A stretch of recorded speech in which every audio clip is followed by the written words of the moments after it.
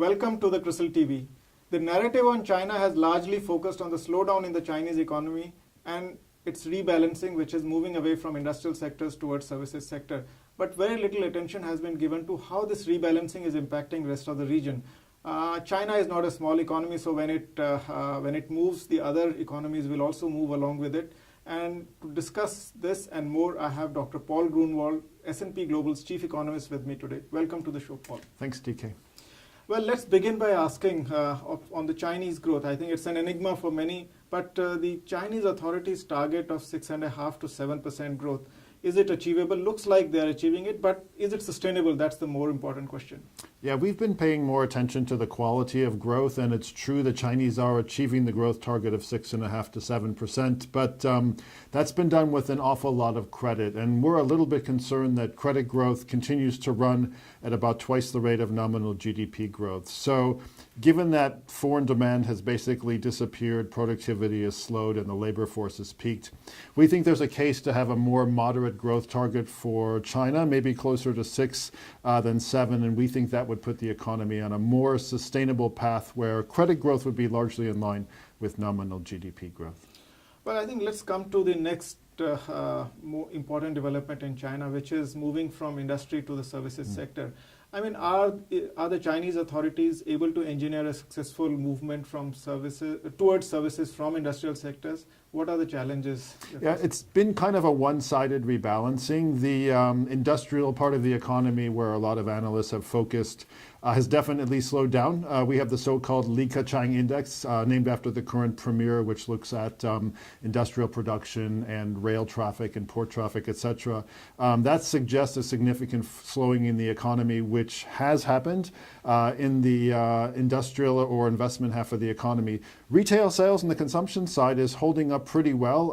A whole range of indicators, retail sales, online shopping, tourism, those sorts of things suggest that the consumer story has legs in China, contributes about 4 or 5 percentage points to growth. I still think we're a bit too fast on the credit growth, as I said, and maybe a bit more slowdown is needed on the investment side, but the rebalancing is by and large taking place. Right. So what's happening to the trading partners? I mean, how are they adjusting to this change in the Chinese economy? And also, I think not only goods trade, but services trade is also getting impacted. So what is it that we should look out for when we look at countries which are likely to successfully rebalance versus countries which are likely to face difficulty? Okay, yeah, well, first of all, one of our mantras this year has been that China cannot unilaterally rebalance. So if China is going to change the way it spends on consumption versus investment, and that changes imports and exports, some country has to take the other side. So we've looked at trading partners. They range from Australia, which sends 35% of its exports to China,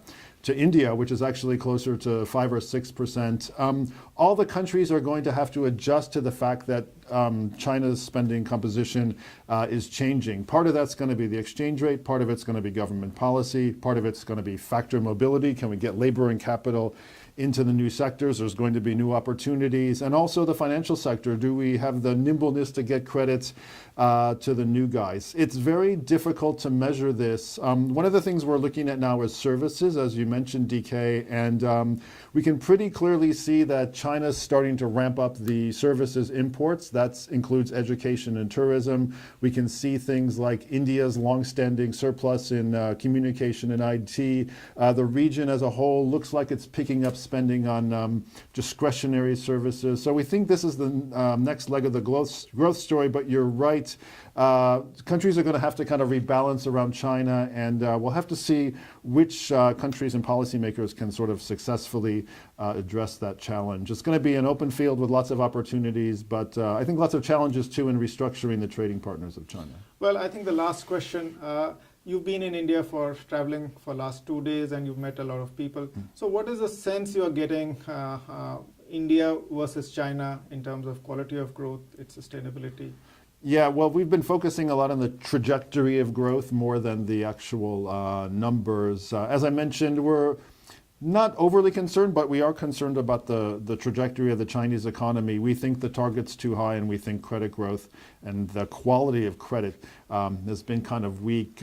India looks good. We've had a raft of structural reforms. The GST has passed the upper house. We have the new bankruptcy law. We have financial inclusion. We've got good weather this year. So it looks like things are pointing up for India. So I think we're reasonably confident of the story here. And I think in our meeting so far during my visit, you get the sense as well that this is an opportunity for India, not in terms of passing China, which is kind of a silly argument, but India positioning itself for the next leg of the growth story, and there's lots of upside. India is about a quarter the size of the Chinese economy, and that suggests there's a lot of opportunities in the distance as they close the gap.